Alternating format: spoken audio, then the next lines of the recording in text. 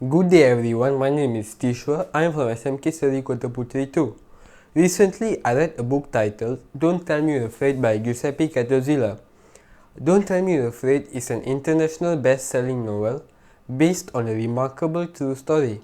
It's a moving, inspiring novel of a life lived in hope. At 8 years of age, Samia lives to run. She shares her dream with her best friend and neighbor Ali, who appoints himself a professional coach. 8-year-old Ali trains her and pushes her to achieve her goals. Samia's running is the bright spot in their tumultuous life in Somalia.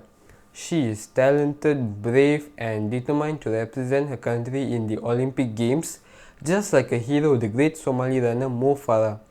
For the next several years, Samia and Ali train at night in a deserted stadium as war rages and political tensions continue to escalate.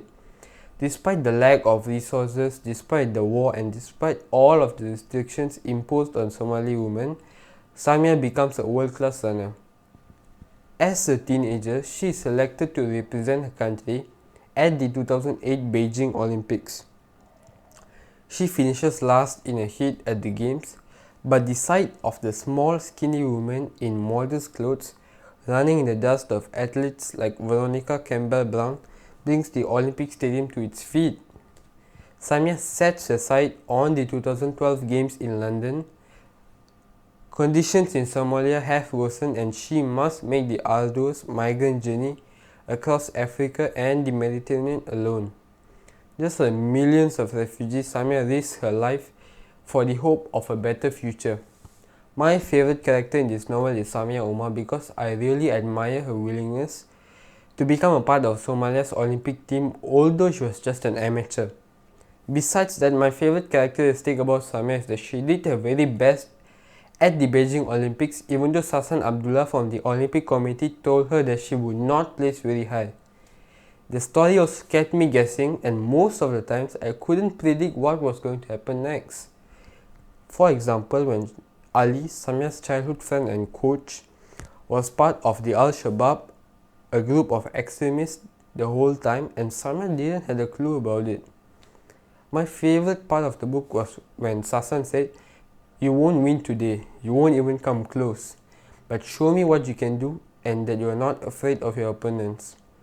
Samia replied, "I'm never afraid, Sasan," while they waited at the edge of the track during the Beijing Olympics. Although she knew she would not even come close to winning, she gave everything she had and pushed her limits and managed to finish 6 out of 8. Moreover, the story made me cry in the end as the ending was very unexpected. And as a reader, I could empathize what Samia felt. Overall, I think that this is an amazing and well-written novel. Just knowing that the story is based on reality is more inspiring and touching. The ending feels like a gift, a breathtaking moment of light, the silver of a dream. She preserves her against unbelievable odds, possessing a fierce ambition to go against the order of her world and dream of a bright and distant future. This book is only more emotional considering the state of the current world. I would highly recommend this novel to anyone who enjoys inspiring novel, the stories of athletes, and books with heartwarming protagonists. Thank you.